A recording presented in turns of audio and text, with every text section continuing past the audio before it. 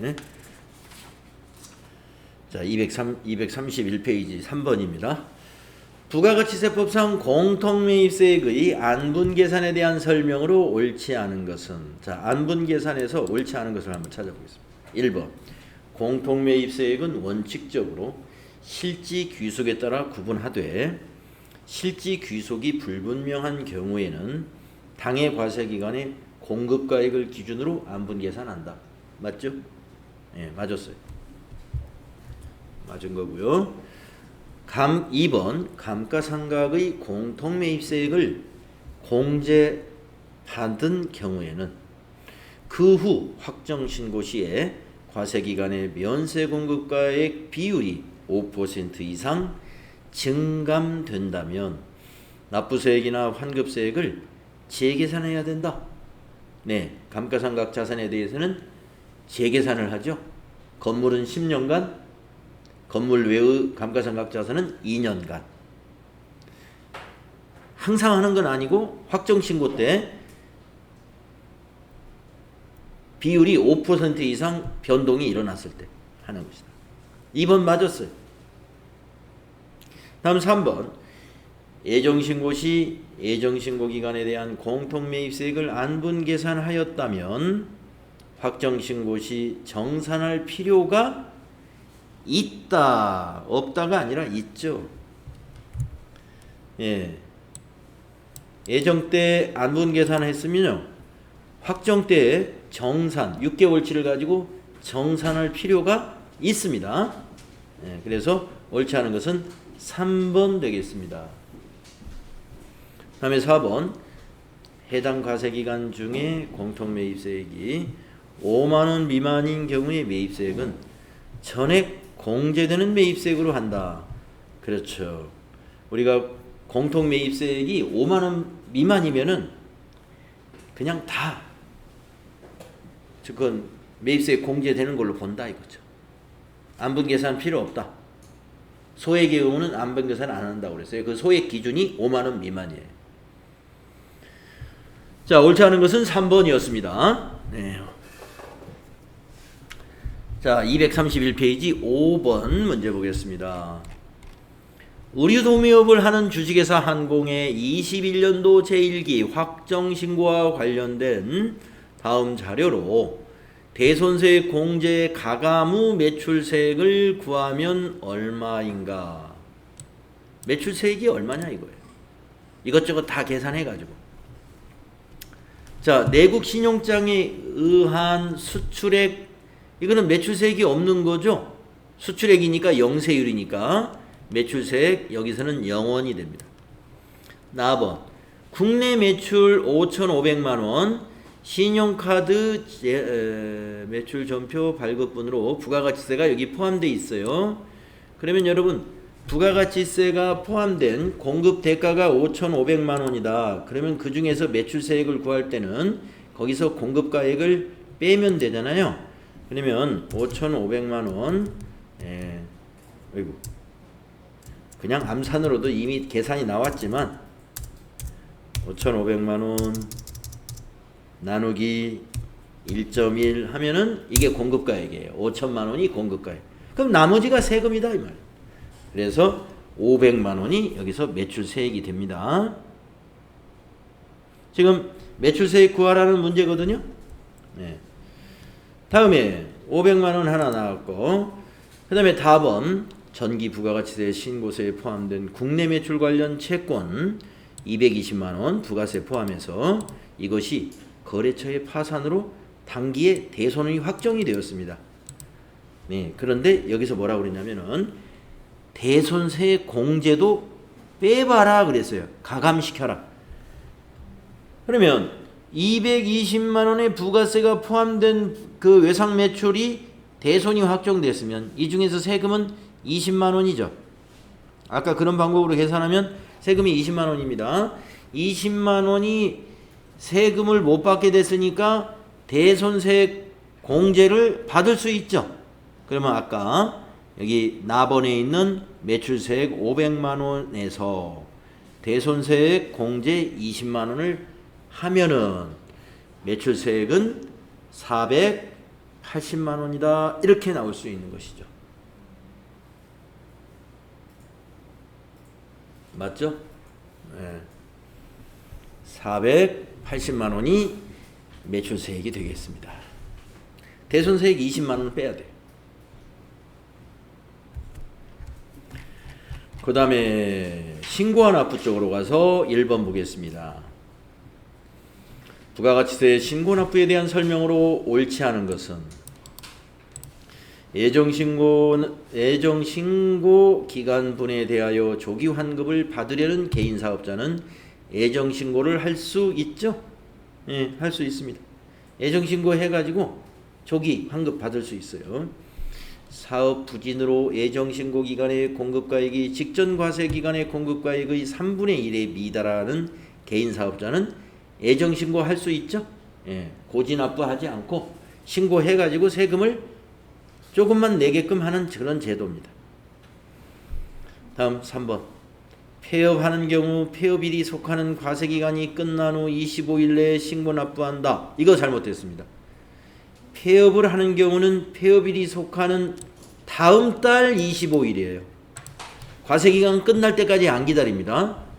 폐업을 한 경우에는 폐업일이 속하는 달에 다음 달 25일 날 신고 납부하도록 되어 있습니다. 과세기간 끝날 때까지 안 기다린다. 예, 요 다음 달. 폐업일 다음 달을 말하는 거예요. 폐업일 다음 달 25일. 옳지 않은 것은 3번입니다. 예정신고 시 가산세와 대손세액 공제는 신고 대상에 포함하지 아니한다. 가산세라든가 대손세액 공제는요, 확정신고 때만 하는 거예요. 예정신고 때는 하지 않습니다. 4번 맞아요. 그래서 여러분 확정신고 때만 하는 것이 가산세 신고, 그 다음에 대손세액 공제하는 거, 이거는 예정신고 때는 하면 안 돼요. 확정신고 때만 해요. 다음에 3번이요. 다음 중 부가가치세 환급에 대한 설명으로 옳지 않은 것은 일반 환급은 각 과세기간별로 확정기한이 경과한 후 30일 이내에 환급해야 한다. 맞죠? 재화 및 용역 공급에 영세율이 적용되는 경우에는 조기 환급이 가능하다. 맞죠? 영세율은 조기 환급 해줍니다. 사업 설비를 신설하는 경우 조기 환급이 가능하죠? 사업 설비 신설도. 4번 영세율을 조기 환급 기간별로 당해 조기 환급 기한이 경과한 후 25일 이내에 환급해야 한다. 25일이 아니라 15일 기억하시죠? 예, 일반 환급은 30일 내에 환급을 해주는데 조기 환급은 30일의 절반, 15일 내에 환급을 해줘요. 더 빨리 해주도록 되어 있어요. 4번이 옳지 않습니다. 다음에 5번으로 간이과세로 넘어가 보겠습니다. 간이과세 1번. 다음 중 부가가치세법상 간이과세자에 대한 설명으로 옳지 않은 거. 1번. 재화를 수출하는 경우에도 간이과세자는 영세율을 적용을 받을 수 있다. 네, 우리가 영세율 적용받으려면 과세사업자면 돼요. 간이과세자도 과세사업자예요. 영세율 적용됩니다. 간이과세자가 수출을 하면. 2번. 법인사업자는 간이과세자가 될 수 없어요. 예, 그래서 옳지 않은 것은 2번입니다. 법인은 무조건 일반 과세자입니다. 개인 사업자만 간이과세자가 될 수 있습니다. 자, 3번도 공부해 줍시다. 간이과세자는 의제매입세액 공제를 받을 수 없다. 이것이 이번에 개정돼 가지고 없어졌어요. 자, 간이과세자에게 혜택을 주고 있죠. 여러 가지. 네, 그러면서 간이과세자는 의제매입세액 공제까지 해주면 이 중에 혜택이 된다. 그래가지고 과거에 4,800만 원 미만의 경우에 간이과세를 적용했을 때는 그때는 의제매입세액 공제도 해줬습니다. 간이과세자에게. 근데 지금 개정세법에 의해서 간이과세자는 의제매입세액 공제 못 받아요. 그래서 의제매입세 공제를 받으려면 일반 과세자로 전환을 해야 됩니다. 4번 간이과세자의 과세표준은 부가가치세를 포함한 공급대가이다. 네, 간이과세자의 과세표준은 공급대가가 과세표준이 되어서 거기다가 곱하기 공제율, 부가가치율, 네, 부가가치율 거기다 곱하기 세율 이렇게 계산하죠.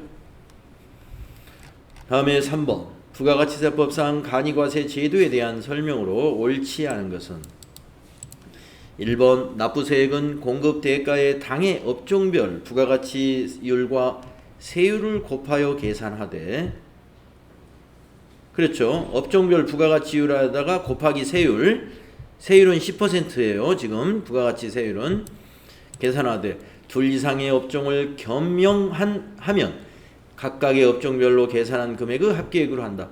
그래야 되겠죠. 업종별로 부가가치율이 다르니까. 1번 맞았습니다. 2번 간이과세자의 과세기간은 1월 1일부터 12월 31일까지이다. 맞죠? 3번 간이과세자는 의제매입세 공제를 받을 수 없다. 옳지 않습니다. 3번이 틀렸습니다. 있다 했기 때문에 의제매입세 공제를 못 받아요. 4번 간이과세자는 발급받은 세금계산서에 대한 매입처별 세금계산서 합계표를 해당 확정신고와 함께 제출해야 된다. 제출하면 세금 세공제 해주죠. 세금계산서 수치 세액공제는 그 세액의 10%, 세액의 10%를 세액공제 해준다 그랬습니다. 5%, 세액의 5%였나요? 자꾸 왔다 갔다. 어제 제가 부가가치율만큼 해준다고 제가 아까 어제 그 설명하다가 실수 한번 했었는데, 세액의 5%. 그렇게 기억이 납니다. 하여튼 세액공제가 있어요. 그러기 위해서는 매입처별 세금계산서 합계표를 간이과세자도 제출해야 세액공제 받을 수 있습니다. 다음은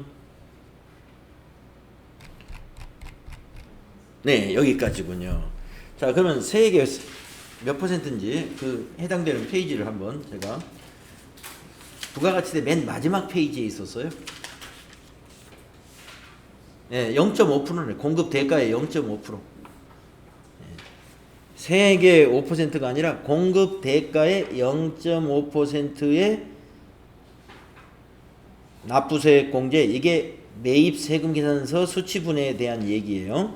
여러분 110페이지에 있습니다. 110페이지에 거기 간이과세자와 일반 과세자를 비교한 표에 있습니다만은 거기 중간쯤에 세금계산서 수치에 대해서 간이과세자는 공급대가의 0.5%를 납부세액에서 세액공제해준다. 잘 암기가 안되네요. 이게 0.5%. 일반 과세자는 매입세액 전부를 세액공제해주죠. 매입세액 전부를 매출세액에서 빼주지만 간이과세자는 공급대가의 0.5%만 아주 조금 해주는 거예요. 왜냐하면 이미 우리가 그 납부세액을 그 부가가치율에 대해서 10%로 계산했기 때문에 거기에 그런 매입세액 공제가 다 가만히 돼 있는 거예요. 그 계산 방식에. 그러니까 원래 매입세액 공제는 해줄 필요가 없는데 또 세금계산서를 받아서 있으니까 아마 조금 해주는 거예요. 공급 대가의 0.5%. 자, 이렇게 해서 우리 부가가치세 이론 이렇게 마무리했는데, 뭐 사실 이론 시험에서 여러분 부가가치세는 크게 부담이 안 됩니다. 왜냐하면 문항수도 3문제밖에 안 나와요. 그런데 이게 이론 시험만 있는 것이 아니라 부가가치세 관련된 실기가 있단 말이에요. 매입매출전표. 그걸 입력할 때 은근히 이론적 이론적 지식이 필요해요. 그 매입매출전표 여러분 입력하고 앞으로 부속서류 이것저것 만들 때 보면은 지금 우리가 정리했던 이런 것들이 다 기반이 돼 가지고 앞으로 그런 것을 만들어 나갈 거예요. 그렇기 때문에 우리가 이걸 소홀히 할 수는 없습니다.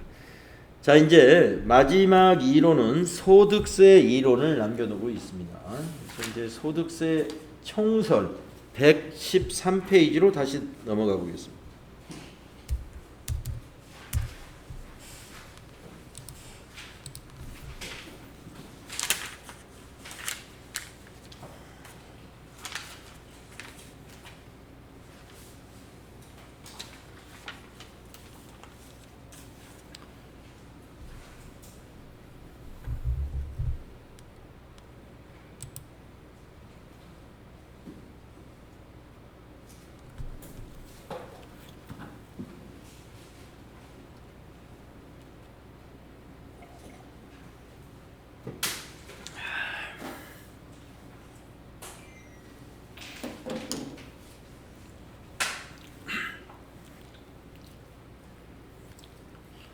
네. 소득세 많이 들어보셨죠? 우리가 지금이 이제 6월 달인데 바로 지난달 5월이 우리가 매년 5월 달이 되면 소득세 신고의 달, 그걸 이제 소득세 중에서 이 종합소득세,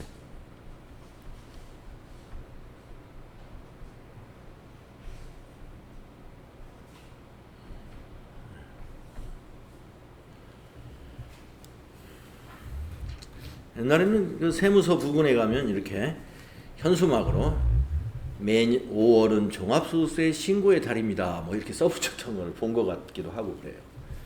지금은 이제 세무서가 여기 시내에 없고 저쪽 한쪽에 있어가지고 뭘 갖다가 현수막에 붙이는지는 모르겠는데요. 네, 종합소득세 신고의 날 5월의 종합소득세 신고, 이것과 관련된 게 바로 소득세입니다. 소득세. 우리가 이제 소득세에는 두 가지가 있어요. 5월의 종합소득세, 3월에 법인소득세.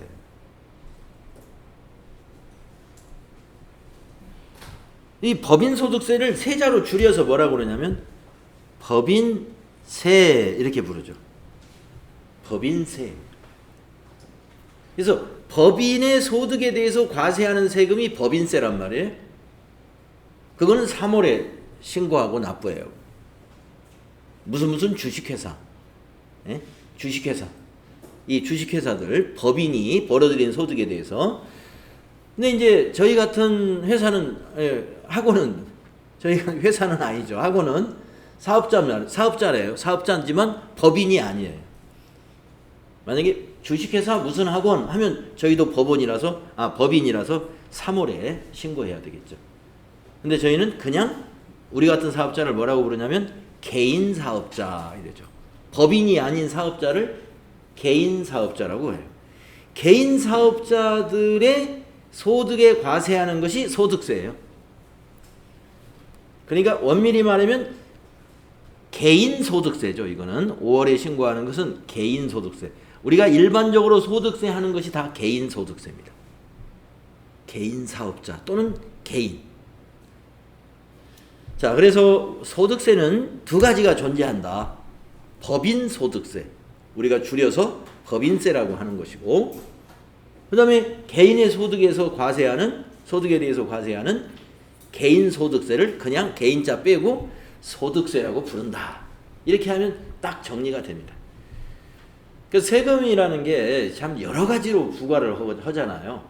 재산에 대해서 과세하는 세금도 있고, 지금 이 소득세는 소득에 관해서 과세하고, 또 우리가 앞에서 배웠던 부가가치세는 부가가치에 대해서 또 과세한단 말이에요. 소비에 대해서. 이 부가가치세는 소비세라고 그랬죠. 소비하는 곳에 과세를 해요. 이 소득세는 벌어들인 개인의 소득에 대해서 과세하는 게 바로 소득세입니다. 자, 여기 설명이 이렇게 나왔죠.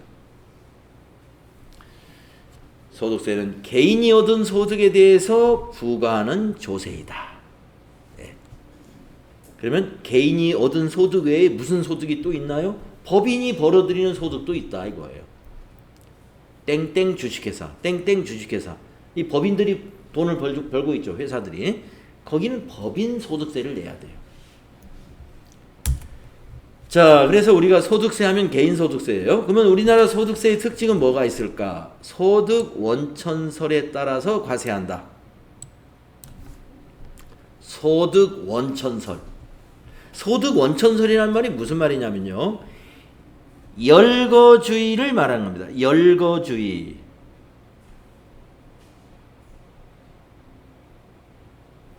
열거주의. 1, 2, 3, 4, 5, 6 이렇게 쭉 열거를 해놨어요. 소득에 대해서. 그러니까 우리가 이 개인소득이라는 게 굉장히 많거든요. 개인소득. 그걸 전부 과세하기가 어려운 거죠. 예. 그냥 개인소득 전부에 대해서 과세하겠어 이러면은 이게 혼란이 올 수가 있어요. 이거 신고해야 되나? 예. 뭐 신고 안 해도 되나? 이거 혼란에 빠지겠죠. 그러니까 법인데 그렇게 만들면 안 되죠. 그러니까 열거를 해놨습니다. 이러한 것은 소득이니까 신고해야 된다. 예, 그래서 열거주의를 채택한 거예요. 이것이 소득 원천이 열거된 것이 있느냐 하는 것입니다. 그래서 소득 원천설. 열거되지 않은 소득은 과세하지 않아요. 자, 그런데 열거되지 않음에도 불구하고 과세되는 것이 일부 있습니다. 여기 뭐가 있냐면 금융소득인데 이 이자하고 배당소득은 법령에 열거되지 않은 것이라도 유사한 소득에 대해서는 포괄주의를 채택하고 있어요. 유형별 포괄주의. 그래가지고 이자하고 배당소득 이제 조금 이따 이제 쭉 열거된 걸 여러분이 보실 텐데 1, 2, 3, 4, 5, 6, 7, 8 해놓고 9번에다가 위와 유사한 소득은 과세한다 이렇게 되어 있어요. 위에 열거된 것과 비슷한 것은 과세하겠다. 예, 그래서 이자하고 배당소득은 포괄주의입니다. 유형별 포괄주의를 채택한다. 근데 원칙은 열거주의다. 이것을 우리가 소득 원천설이라는 얘기예요. 그 다음에 두 번째 우리나라 소득세는 소득의 종류에 따른 과세를 합니다. 그래서 우리나라 소득세를 공부하려면 종류를 알아야 돼요. 자, 밑으로 쭉 내려가서 추석 1번에 이만한 표가 있는데 요걸 이제 우리가 암기해야 되죠. 소득세의 종류를 외우는 겁니다. 어떻게 외우느냐? 맨 첫 줄에 있는 이자, 배당, 사업, 근로, 연금, 기타. 이걸 이제 우리가 첫 자를 외울 때 2배사 근연기, 2배사 근연기. 이제 시험을 목적으로 하는 이제 공부하시는 분들은 일단 이론 시험도 대비하고 이래야 되니까 이렇게 이제 암기를 해야 된단 말이에요. 그래서 2배사 근연기, 2배사 근연기 이렇게 외우는데 하여튼 여러분도 자연스럽게 외워질 거예요. 자, 2배사 근연기를 뭐라고 하냐면 소득세 중에 종합과세 소득세라고 그래요. 이 6가지의 소득세는 원칙적으로 합산해서 과세한다 해서 종합과세라고 합니다. 종합과세. 2배사 근연기는 합쳐가지고 과세한다. 그래서 이게 종합과세 해당되는 거예요. 그러면 이제 5월 달에 하는 5월은 종합과세 신고의 달입니다. 바로 2배사 근연기 있는 사람 합쳐서 신고하는 달이다 이런 얘기입니다. 자, 종합과세 안 하는 것이 뭐냐? 퇴양입니다. 퇴직과 양도소득. 이것은 우리가 뭐라고 부르냐면 분류과세라고 해요. 분류과세. 분류과세. 분류가 다르다. 종류가 다르다. 어떻게 종류가 다르냐? 퇴직소득이라는 것은 우리가 일시에 돈을 받지만 만약에 이번 6월 달에 퇴직을 해가지고 5천만 원의 퇴직금을 받았다고 가정을 해봅시다. 그럼 6월 달 소득이라고 할 수 있느냐 이거예요. 이거를. 이 퇴직금은 수년간 근무를 했기 때문에 최근 급여의 3개월 평균을 구해가지고 거기다가 근무 연수가 만약에 3개월 평균이 300만 원이 내 급여가 된다. 그러면 300만 원에다가 내가 근무 연수가 10년이다. 그러면 곱하기 10 해가지고 보통 간단히 그렇게 계산을 하거든요. 그러면 월 평균 급여가 300만 원인 사람은 10년 근무하면 3천만 원 받는다 이런 얘기예요. 퇴직금으로. 그래서 이 퇴직소득은요. 이번 달에 3천만 원 받았어도 이번 달 일을 해가지고 3천만 원 버는 게 아니에요. 쭉 장기간에 걸쳐서 여기 보면 장기간에 걸쳐서 발생했다. 퇴직소득은 그래서 이거는 분류과세해야 된다. 이게 다른 이런 근로소득하고는 좀 다르다 이거예요. 근로소득하고 이자나 사업소득하고 다르다. 사업소득은 그 해에 벌어들인 거 가지고 맞는데 이 퇴직소득은 장기간에 걸쳐서 발생한 소득인 것이다. 양도도 마찬가지입니다. 다 그런 건 아니겠습니다만 대개 양도소득은 이것도 장기간에 걸쳐서 우리가 양도소득 아시죠? 만약에 토지 같은 경우 양도소득이 많이 발생할 텐데 토지를 10년 전에 1억에 산 토지가 있는데 10년 후에 팔 때 10억에 팔았어요. 그러면 양도 차익이 이제 9억이 나오잖아요. 9억을 가지고 이제 장기 보유 공제도 하고 이제 이것저것 해서 이제 과세를 하는 거지만 어쨌든 이번에 내가 양도소득을 9억을 얻었어요. 1억짜리 10년 전에 1억에 샀는데 이번에 10억에 팔은 것이 있다 이거예요. 내 개인 땅이. 그러면 이번에 내가 9억을 한꺼번에 돈을 버는 거냐? 아니다 이거죠. 10년에 걸쳐서 보유했기 때문에 9억이 된 거예요. 그래서 이것도 성격이 이거 위에 있는 종합과세하고 다른 겁니다. 자, 그래서 분류과세는요. 앞으로 퇴직과 양도는 분류과세다. 이것만 알면 돼. 뒤에서 퇴직과 양도에 대해서 더 이상 공부할 것이 없어요. 우리가 앞으로 공부하는 것은 종합과세. 여기서 공부할 거고요. 여러분 실기시험하고 관련되는 것은 이 중에서도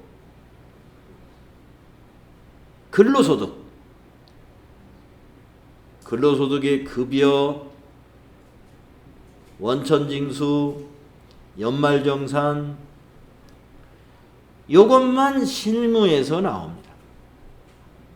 실무시험에서. 그래서 이론은 종합과세 전체에서 이 입에사 근연기에서 이론이 다 나오고요. 실무에서는 그 중에서도 근로소득에 대해서만 실무가 출제가 된다. 이렇게 정리하시면 돼요. 자, 그래서 우리가 이제 입에사 근연기를 하나씩 알아보겠습니다. 자, 그런데 아까 그러면 종합과세, 분류과세 이것만 존재하느냐? 여기 중간에 보면 분리과세라는 말도 하나 있죠. 분리과세. 분리과세는 특정 소득에 대하여 원천징수로서 과세를 종결한다는 의미예요. 그러니까 분리과세는 종합과세 안에 들어있어요. 종합과세를 우리가 공부할 때 이러한 내용은 분리과세에 될 수 있다라고 나오는데 분리과세가 되면은 원천징수로서 종결합니다 하는 말은 뭐냐면 5월 달에 합산해서 신고를 안 해도 된다 이 말이죠. 원천징수는 뭐냐면 소득이 있는 시점에 과세를 당하는 것을 원천징수라고 해요. 자, 그러면은 소득의 종류에 대해서 알아봤고요. 다음에 페이지에 보시면 원천징수 지금 말이 나오는데 원천징수 제도의 유형에는 두 가지가 있다. 예납적 원천징수와 완납적 원천징수라는 게 있는데 이게 무슨 말인지 한번 보겠습니다. 자, 첫째, 예납적 원천징수는 뭐냐? 예납적 원천징수의 대표적인 것이 바로 그 월급에 대해서 원천징수하는 겁니다. 여러분들 직장에 다니시게 되면은 월급을 받게 되죠. 그 월급의 원천징수가 이게 이제 월급의 원천징수가 대표적이에요. 자, 여러분들 월급 받으시면 월급을 다 안 주고 거기 소득세를 빼고 주죠. 그것을 우리가 소득을 지급하는 사업자가 원천징수를 한 겁니다. 회사가 사업자죠. 사업자가 원천징수를 했어요. 국가를 대신해서. 자, 소득을 지급할 때 일단 원천징수하고 확정신고할 때 원천징수된 세액을 기납부세액으로 공제해가지고 다시 한번 계산한다 이거예요. 여러분들 월급은 그렇게 하잖아요. 그 다음에 2월 달에 다시 한번 계산하죠. 그게 확정신고예요. 다시 계산하는 거. 그걸 우리가 연말정산이라고 한단 말이에요. 월급 받을 때 원천징수 한번 하고 다시 한번 그 다음에 2월 달에 연말정산이라는 걸 한다. 연말정산. 1년치를 소득을 전부 다시 한번 집계하고 부양가족 수라든가 여러 가지 세액공제 받는 사항이라든가 뭐 카드 사용대금, 의료비 지출 내역, 보험료 지출 내역 이런 것들을 가지고 세액공제까지 다 계산해서 월급 받을 때 원천징수한 것하고 다시 결정된 세액하고를 연말정산 때 다시 비교한단 말이에요. 그게 2월이죠. 그게 바로 여기 확정신고라는 의미입니다. 2월 달에 하는 확정신고. 두 가지를 다 해요. 그러니까 이것은 뭐냐? 월급 같은 경우는 애납적 원천징수다. 원천징수 한 걸로 끝나지 않아, 세금이. 나중에 2월 달에 연말정산까지 해야 돼요. 자, 그런데 완납적 원천징수는 뭐냐? 원천징수로서 과세가 종결되는 원천징수입니다. 그러니까 한번 원천징수 하면은 그 다음에는 그거 가지고 세금 얘기를 또 안 해요. 다시 계산도 안 한다 이겁니다.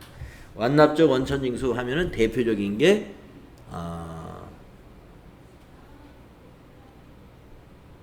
복권소득 같은 거예요. 복권소득. 네. 여러분 복권에 당첨돼가지고 뭐 받으신 경험이 있으신가요? 어유 있으세요? 5만 원이요? 500만 원? 아, 5만 원. 네. 네. 그럼 5만 원을 어디 은행에 가서 받으셨나요? 아, 그럼 5만 원 다 안 주고 세금 좀 떼지요? 아, 5만 원은 비과세인가요? 아, 5만 원은 그냥 줘요? 네. 이 복권이 이 3억 원까지는 이 원천징수가 20% 세율이. 네. 그러니까 3억 원이면은 그 20%면 얼마예요? 1억 원에 20%면 2천만 원이니까 6천만 원 세금 떼는 거죠. 예. 3억 원 당첨되면 세금이 6천만 원이라는 얘기예요. 예. 3억 원 초과는 30%. 예. 그렇습니다. 그러니까 복권은 당첨금의 80%만 내 돈이에요. 80%만. 3억 원이 넘으면 당첨금의 70%만 내 돈이에요. 나머지는 세금으로 떼어갑니다. 예. 뭐 저는 50% 떼더라도 당첨 한번 돼봤으면 좋겠는데. 예. 여기서 이 복권 소득은요. 은행에서 원천징수 한번 하면은 그 다음에 5월 달에 종합과세 할 때 내가 직장 다니는 근로소득이 있다 하더라도 복권소득 더하기 해가지고 과세하지 않아요. 계산 다시 안 합니다. 그냥 그것을 우리가 원천징수 하는 것으로서 그 세금은 종결시킨다 해서 완납적 원천징수라고 그래요. 그래서 기억해 주세요. 이 복권. 예. 이 복권은 이제 우리 여기 종합과세 종목에 요 6가지가 있는데 여기에 뭐에 해당될 것 같은지 한번 맞춰보세요. 이자, 배당, 사업, 근로, 연금, 기타가 있는데 복권은 어디에 들어갈까요?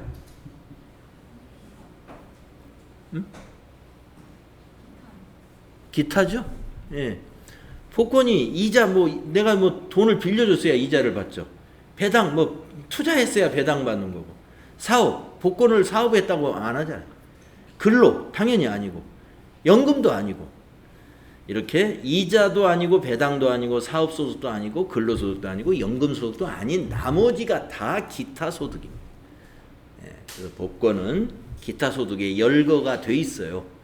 열거가 돼 있기 때문에 그건 원천징수하고 과세를 하게 되는 것이죠. 만약에 기타 소득에 부모님한테 받은 세뱃돈 이렇게 열거가 돼 있으면 세뱃돈도 개인 소득이잖아요. 설날 어떻게 세뱃돈을 한 50만 원 받았네? 이거 소득세 신고해야 돼. 근데 열거가 안 돼 있습니다. 이 세뱃돈은. 그래서 아까 말씀드린 대로 열거되지 않은 소득은 과세가 아니다. 그래서 우리가 이제 열거된 것들을 이제 하나씩 볼 거예요. 자, 그러면 좀 쉬었다가 우리가 이제 그 소득세의 종류를 쭉 살펴보겠습니다. 네, 좀 쉬었다 하겠습니다.